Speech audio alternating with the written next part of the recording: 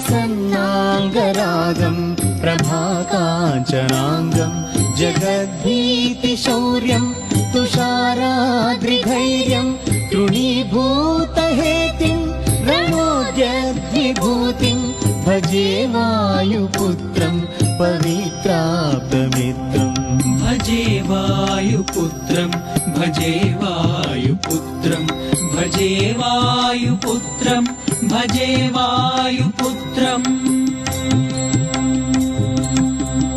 भजे पावनं भावनानित्यवासं भजे बालभानु प्रभाचारुभासं भजे चन्द्रिकाकुन्दमन्दारहासं भजे सन्ततं रामभूपालदासं भजे वायुपुत्रम् भजे वायुपुत्रम्